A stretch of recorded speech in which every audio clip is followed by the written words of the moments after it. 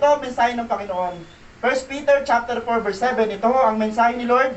Basahin po natin.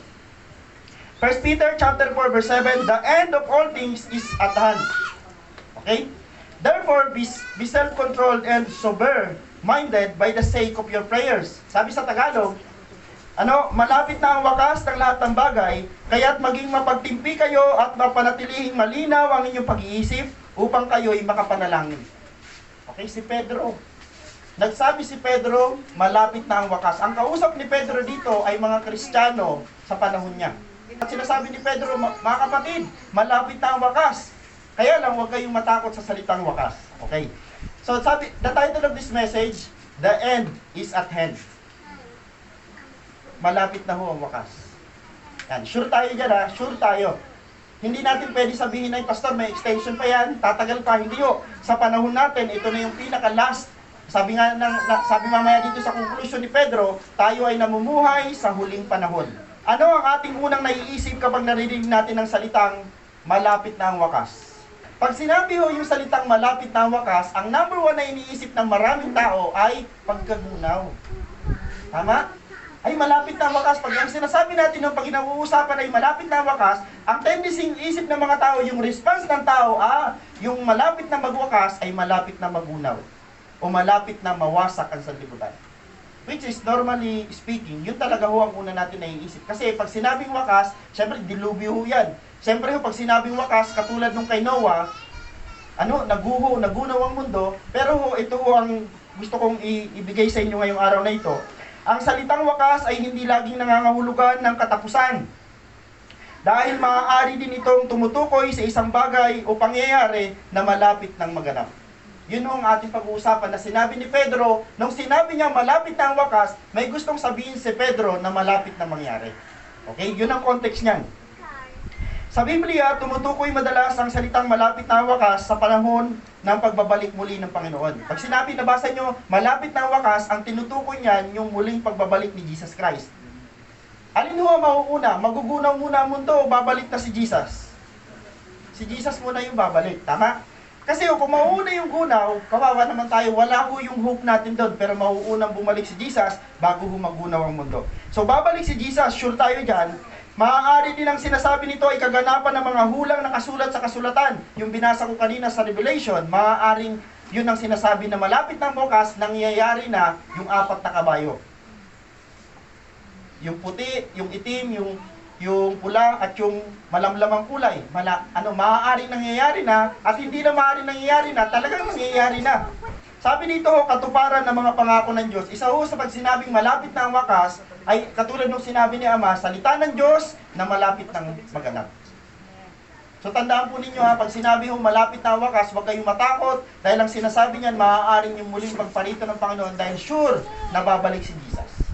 So balikan ko lang po, sabi dito, si Pedro ay sumusulat sa mga Kristiyano na nagdurusa para kay Jesus. Yan yung context ng binabasa natin. Sa mga tumanggap ng kalooban ni Kristo na ang mga paghihirap para sa layunin ng Diyos ay bahagi ng ating layunin bilang kanyang mga hinirang. Isinulat ni Pedro na malapit na ang katapusan ng lahat ng bagay o lumalapit na ang lahat ng kinakailangan para matapos ang kasaysayan ay nangyari na. Sabi ni Pedro, bakit tayo magtataka na malapit nang bumalik na malapit ng katapusan? Bakit tayo magtataka? Okay, paano na niya sinabi? Una, sabi ni Pedro, dumating na ang Mesyas. Okay, sa 1 Peter chapter 3 verse 18, sabi ni Pedro, dumating na si Jesus Christ sa mundo. Pag ibig sabihin ni Pedro doon sa salitang dumating na, ibig sabihin na buhay o namuhay si Jesus sa mundo, pero namatay siya. Tapos na ba yun? Tapos na. Ano ang sumunod na nangyari? Muling nabuhay si Jesus. Nabuhay si Jesus Christ sa sanlibutan, sabi ni Pedro, kasama ni Pedro si Jesus. Namatay si Jesus, nakita ni Pedro, kasi dininay pa niya ng 3 times. Pero sabi ni Pedro, pero namuli siyang nabuhay. Okay, history po yan. Ang kasunod niyan, umakyat pabalik sa kanyang ama kung saan siya ngayon ay naghahari sa buong Sansinukob. Nakita ni Pedro nung nabuhay si Jesus, nakita ni Pedro nung namatay si Jesus sa krus, pero nakita din ni Pedro kung paano si Jesus muling nabuhay at kasunod nun, umakyat sa langit. Kaya si Pedro, matibay ang kanyang pundasyon na nagsasabing, malapit na ang katapusan. Kasi lahat ng kasaysayan, nangyari na. May isa pang hindi lang nangyayari. Sabi ni Pedro, handa na ngayon na hatulan ng lahat na nabubuhay at namatay na o nabuhay na before. So matibay yung pundasyon ni Pedro. Antibay ng testamento ni Pedro dahil si Pedro mismo ay hayag at buhay na patotoo. Nakita niya mismo yung mga nangyari kay Jesus. Kasama ng iba pang mga manunulat ng Bagong Tipan, pinatutunayan ni Pedro na tayo ay namuhay na ngayon sa mga huling araw o katapusan ng panahon. Hindi lang si Pedro nagsabi na ito na ang huling generation, hindi lang siya, kundi lahat ng mga sumulat ng Bagong Tipan nagsasabi, ito na yung katapusan. Pastor, hindi na ba pwede mangarap? Hindi na ba pwede mag-desire na masenso sa buhay? Hindi po, hindi ho masama yan, hindi ho tayo pinipigilan yan. Kaya lang nga sinasabi ko lagi sa inyo, prepare lagi tayo. Kung ini-aim natin na gumanda ang ating buhay, kung ini-aim natin na magkaroon tayo ng panibagong yugto sa buhay natin, lagi natin isama yung awareness na babalik si Jesus. Kahit nasa trabaho tayo, isipin lagi natin, Lord, kung babalik ka ngayon nasa trabaho ako, walang problema. Kasi bakit po? Ayos ang relasyon ko sa Diyos. Amen. Amen po. Ganun dapat ang ating motibasyon sa buhay. Okay. So, 2 puntos lang ang pag-aaralan natin at yun lang ang sinasabi ng verse na yon. Ano ang tamang tugon sa kamalayan na malapit na ang katapusan ng lahat ng bagay? So ito yung respond natin. Bilang mga Kristiyano, sinabi ni Pedro, malapit na ang katapusan. So nung narinig natin, sabi ni Pedro, ito yung dalawang respond na dapat ginagawa ng mga Kristiyano. Number 1, unang sagot ni Pedro, sabi ni Pedro, tayo ay manalangin. Yan ang unang niya sagot. Okay, ngayon alam na natin na malapit na si Jesus Christ bumalik. Di ba sabi sa Mateo chapter 24, sabi ng mga disipulo, Lord, kailan ka babalik? Yun ang unang tanong. Pangalawang tanong ng mga disipulo, Lord, kailan po magugunaw ang mundo? So ang unang tanong ng mga disipulo, kailan ka babalik? Sabi ni Jesus Christ, yung dalawang tanong na yun, isa lang ang sagot ni Jesus. Ito yung mga sign. Ang sabi ng Panginoon, magkakaroon ng gera, lilindol, magkakaroon ng tagutom. Sabi ng Biblia, it should be done. Kailangan mangyari ang lahat ng ito dahil pag hindi yan nangyari, walang pagbabalik na mangyayari. So, babalik na si Jesus. Pastor, magtatrabaho ako bukas, walang problema. Pastor, gusto ko pa rin yumaman ng buhay, walang problema. Pero doon sa mga iniisip mo na yon, lagi mong tandaan, babalik na si Lord. Ano ibig ko sabihin? Mamumuhay ka ng tama dahil alam mo may Diyos na babalik. Amen. Diba? Ang sagot ni Pedro ay manalangin. At ang panalangin na iyon ay nangangailangan ng matatag at malinaw na isipan. Ang hirap na sa panahon natin ngayon. Paano ka magkakaroon ng malinaw na isipan kung ang lagi mo napapanood ay gera? Paano ka magkakaroon ng malinaw na isipan kung lagi mo nakikita yung problema mo? Sino dito ang paulit-ulit na lang ang prayer? Tandaan nyo, ang prayer natin hindi lang dapat nakasentro sa sarili natin. Dahil meron din mga tao na kailangan ipag-pray. Huwag nyo sana kalimutan, isama ang Israel. Isama ang Iran. Balikan ko lang, hindi ho tayo nagpipray ng isang bansa, nagpipray tayo ng pangkalahatan dahil ang habag ng Diyos ay para sa lahat. Ang sagot ni Pedro, dahil alam niya na malapit na ang wakas, ang pinakauna niyang sinabi, tayo'y manalangin. At ang panalangin na iyon ay nangangailangan ng matatag at malinaw na kaisipan. Dapat ho ang prayer natin ay founded at connected lagi ho sa salita ng Diyos. Amen. Pakiusap, magbasa ho uli kayo ng Bible. Lagi ko sinasabi, magbasa kayo ng Bible dahil ang Bible lang ho ang magpapakita sa atin. Hindi ka na magtataka kung may gera, sabi mo ay nasulat sa Bible yan. Ay mayroong sumusugot, nananakop, mayroong pumapatay, may gera, ay mayroong tagutom, ay sabi mo ay nakasulat sa Bible. Hindi ka na nagugulantang dahil familiar sa iyo yung nangyayari. Okay, pangalawang sagot, at dito tayo matatapos sa pangalawang sagot, sabi ni Pedro, dapat tayong maging mahinahon. Hindi makakatulong yung panic. Ay may gera, ay magulo na ang mundo, magpapanik tayo. Mga Kristiyano, hindi dapat magpanik.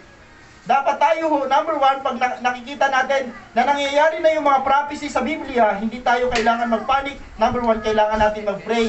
Di ba ho, dapat ang mga Kristiyano ang excited sa pagbabalik ni Jesus? Amen po ba? Kung yung gera na yan ay sign na pinakamalaki na babalik na talaga si Jesus, then dapat ang mga Kristiyano hindi malungkot. Dapat tayo ho yung excited. Kasi sino ba isasama ni Jesus? Yung mga Christian. Pero hindi lahat ng Christian. Yun lang ang problema doon eh. Mateo chapter 7 verse 21, hindi lahat ng tumatawag sa akin ng Panginoon, Panginoon, kailangan mayroong isang requirements. Ano? Kailangan marunong ka sumunod.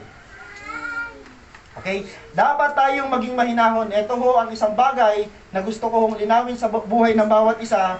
Panahon na ito ngayon na kailangan malinaw ang ating isipan at dapat yung word na mahinahon, ibig sabihin may control na tayo sa ating mga sarili. Okay? Sabi dito, sa kontekstong ito, ang salitang hinahon ay nangangahulugang seryoso. Ito na ang panahon, sabi nga nun sa kanta, ito na ang panahon ng pagbabalik sa Diyos at hindi na panahon ng pagbabackslide. Grabe. Ano ba ang titingnan ng Panginoon? Hindi natin pwede ikwento sa Panginoon, Lord, alam niyo po ba, nung kabataan ko, grabe yung active ko sa iyo. Panginoon, nung ako, Panginoon, ay nagsimula sa simbahan, talagang lahat ginagawa ko nung panahon. Pero hindi yun ang titingnan ni Lord. Ang titingnan ni Lord ay yung sa kasalukuyan na ginagawa natin. Yes, maaaring active ka nung unang panahon, pero ang tanong ng Panginoon, ano nangyari sa iyo ngayon? Kasi ang sa kasalukuyan, yan yung napakahalaga sa Diyos. Okay? Sa kontestong ito, ang salitang hinahon ay nangangahulugang seryoso. Mga kapatid, seryoso ka ba sa Diyos? Seryoso po ba kayo sa Diyos? Sabi ko nga sa inyo kanina, yung post ko kaninang madaling araw, kung pupunta ka sa simbahan, punta ka sa simbahan dahil sa Diyos at hindi sa tao. Dahil the moment na nagpunta ka sa simbahan, dahil para sa tao, mabibisto ka rin naman. Kasi una, basa ng Diyos ang ating isip at puso, then pumunta ka na sa Diyos. Huwag na ho sa mga tao. Seryoso! Pag nandun ka sa trabaho, kailangan lagi kang nagpipray. Seryoso, malalim yung word na seryoso. Sa madaling salita, dapat tayo mag-ingat sa kung paano tayo namumuhay. Kumusta ang pamumuhay mo ngayon? Sabi nung pastor, meron siyang dark side, di ba? Yung pastor ng Sunday, may kunento siya na kahit nagki-Christian na siya, mayroon siyang dark side. Ano yung dark side? Yung salitang dark side, meron pa rin tayong ginagawa sa dilim. Meron pa rin tayong mga sikretong ginagawa na masama. Mga kapatid, ingatan niyo yan. Kasi pag naabutan ka dyan, huhukuman ka ng Diyos. Okay? Sabi ko nga, alam niyo sa totoo lang, tayo pa rin na magiging susi kung paano ho umuswag ang buhay, kung paano ho ma-promote, o kung paano ho tugurin ng Diyos. Dahil pag wala kang barrier, di ba sabi sa Isaiah chapter 59 verse 2, ang sala mo ang nagiging dahilan kaya hindi madinig ng Diyos ang iyong panalangin. The moment na mayroon pa rin kasalanan na nagiging barrier, ang hirap makatugon. Ang hirap makatanggap sa Diyos ng answered prayer. So, ingat tayo doon sa part na yun. Sa madaling salita, dapat tayo mag-ingat sa kung paano tayo namumuhay. Tayo pong lahat ang kinakausap dyan ng Diyos. Kasama po si Pastor. Ang ating mga pagpili ay makaka-apekto sa ating kakayahang mag-isip ng malinaw. Okay, balikan ko lang ha. Iba-iba ang choice ng buhay, choices natin sa buhay. Meron tayong pinipik na itong bagay na to, ay ito gusto ko, ay ito yung bagay na kahit ayaw ng iba, ito yung gusto ko, pero makaka-apekto yan sa future. Okay? So yun ho ang mensahe natin sa oras na ito. Mas mabuti ang may pagpipigil sa sarili upang makapanalangin tayo ng tama. So connected dun sa una, ang pinakamahalaga, sabi ni Pedro, the moment na nalaman mo na malapit na si Lord dumating, ang sabi ni Pedro, matuto ka mag-pray. Paalala, malapit na ang wakas ng lahat ng bagay, sabi ni Pedro. Okay? Walang makakapigil sa pagdating nito. Kahit ano ang prayer natin na wag muna, Lord, pwede po bang tumagal pa? Hindi natin mapipigil yan. Wala tayong kakayanan. Ang kakayanan natin, subalit pwede natin itong paghandaan sa pamamagitan ng ating mga panalangin. Hindi natin mapipigil ang pagdating ng wakas, ang pagdating ni Jesus, ang pagdating ng mga katugunan ng Panginoon, hindi natin mapipigilan, pero kaya natin paghandaan sa pamamagitan ng panalangin. Okay? Yun ho ang atin. Then ang conclusion natin ho, dahil malapit na ang wakas, lagi tayong maging mapagtimpi. Sikapin po natin na magkaroon tayo ng self-control. Sikapin po natin na matuto tayo magpigil sa sarili. The moment na parang natutokso ka, the moment na parang gusto mong i-grab yung isang mali, isang kasalanan, kapatid, magpigil sa sarili. Mahirap magpigil pero kailangan natin gawin. Lagi tayong maging mapagtimpi, lagi nating panatiling malinaw ang ating pag-iisip. Lilinaw lang ang pag-iisip natin kung tayo ay magbababad sa prayer at magbababad sa salita ng Diyos. Kumusta po ang prayer life nyo? Kumusta po ang inyong Bible reading? Kapatid, i-allocate nyo yung time. Maglagay kayo ng time. sa Panginoon. Okay? Last, sabi dito ho, lagi tayong manalangin. Alam nyo ho, yung mga umaalis ng bahay ng malakas, ligtas, hindi mo alam kung babalik ka ng buhay. Pero sa pamagitan ng panalangin na may pagsamo, pananampalataya, kaya natin hilingin sa Panginoon yung pabor at protection. Okay po? Maging matatag tayo sa ating pananampalataya at manatili tayong tapat sa ating Panginoon Diyos hanggang dumating ang wakas na sinasabi ng Biblia. Amen po? Yan ho ang mensahe ng Panginoon, the end is at hand. Sa Diyos po ang pinakamataas na papuri. Palakpakan natin si Lord ng malakas.